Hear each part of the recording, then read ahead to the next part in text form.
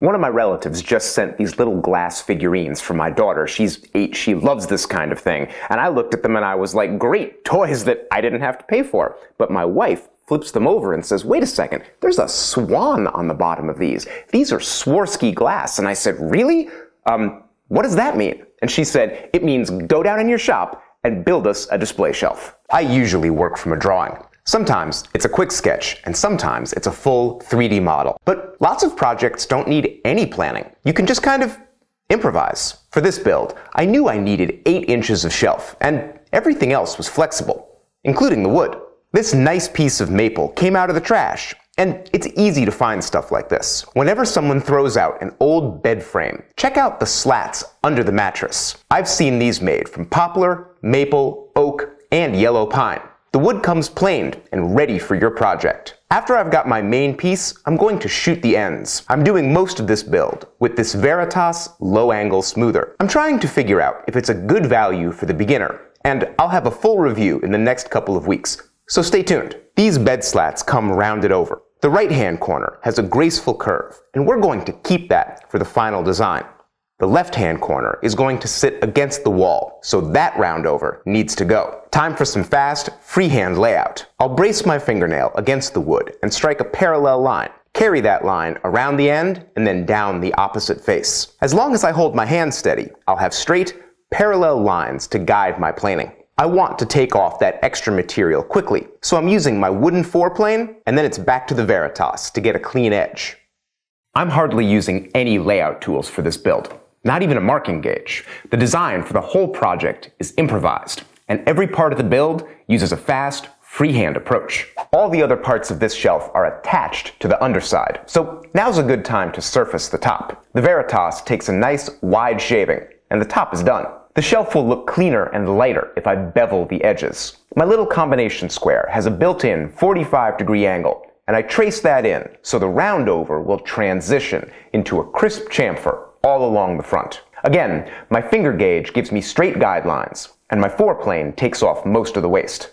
I want the bevel to continue around the ends, but the plane is really likely to break out on this end grain. But I can use a chisel to take off that fragile corner. Now, all those wood fibers are supported by that angled chisel cut, and I can be aggressive with my hand plane and not worry about breaking out. This low angle plane is especially good for end grain, but even a regular plane would be fine if it was sharp and you skewed the cut like I'm doing here. The last few strokes are crucial, but even if they aren't perfect, you can still get a nice visual effect. The top of our shelf is done, so we can move on to the supports. You've probably seen these curved supports before. These are called corbels, and we want those for our shelf. We want them to be fancy, but not too fancy.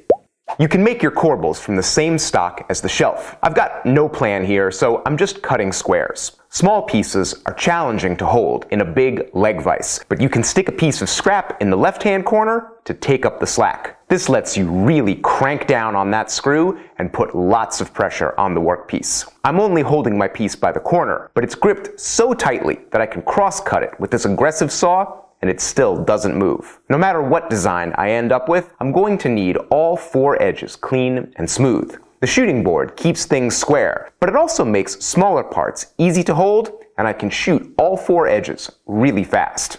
You know, in most videos, you would see an ad right here, because YouTube puts those into videos automatically. Every week, we go in and manually delete those extra mid-roll ads, which does cost us a lot of money. If you'd like us to be able to keep making these videos, subscribe to this channel or hit that like button. Those are 2 really easy things you can do to help us keep the advertising to a minimum. Let's get back to the build. To design my corbels, I'm just going to hold the parts together and visualize. I think I'd like a curve like this, or maybe like this, something like that. Time for my trusty roll of blue tape. A quick trace with a pencil, and yeah, that looks nice. My shop-made turning saw is still my favorite tool for curves. I've tried fancy coping saws and vintage European frame saws, and this thing is still the easiest, cleanest tool I have for the job. I've got plans and a video to show you how to make your own, and I'll link to those in the description. A rasp is the best tool for cleaning up these curves, but even mid-priced tools like this Narex rasp still leave a pretty rough finish. Time for the old spray can wrapped in sandpaper. It's a cheap trick, but it never lets me down. My shelf looks ready for glue up, but there's actually a problem hiding inside the piece. When the weather changes, my shelf is going to expand and contract. Just like any piece of wood. It's going to shrink and swell across the grain, like this. And that's fine, except the grain of my corbels is going in the opposite direction. These pieces aren't going to move with my top, and when the weather changes, that top is still going to swell. The glue joint will break, and my shelf will just fall apart. Honestly, I just messed up. I should have rotated those corbels 90 degrees. Then all of the grain would have been shrinking and swelling in the same direction, but I didn't think about that. So now I need a way to connect the corbels to the shelf that's still flexible and allows for wood movement. So here's a great thing I can use for a connector. It's a bamboo chopstick, and you can see it's got all the flex I need. I'm going to cut little pegs out of this and use these as connectors, like dowels or loose tenons. They're going to work really well. Of course, the only problem is I'm going to need a hole in my corbel and a hole in the underside of my shelf, and they're going to have to line up perfectly in order for this to work. That could be a problem, but I've got a low-tech solution that's going to give us perfect results.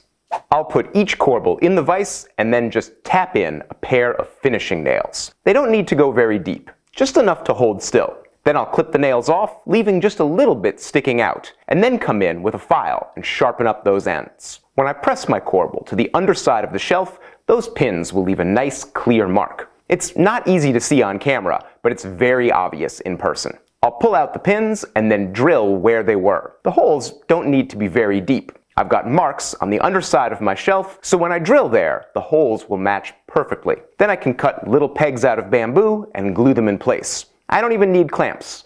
The pegs are a tight fit, and friction holds everything together while the glue dries. The finished shelf is tiny, so I can detail it with a card scraper to clean up any rough spots and then wipe on a couple quick coats of shellac. A little knick-knack shelf like this doesn't need much protection. To mount the shelf, I'm just going to use these little right-angle brackets. I had a couple in my junk bucket, but you can find these cheap at any hardware store. A scrap of wood gives me a temporary wall to get the alignment right, and then it's up to my daughter's room to mark my holes, drill into the plaster, and add a couple of anchors.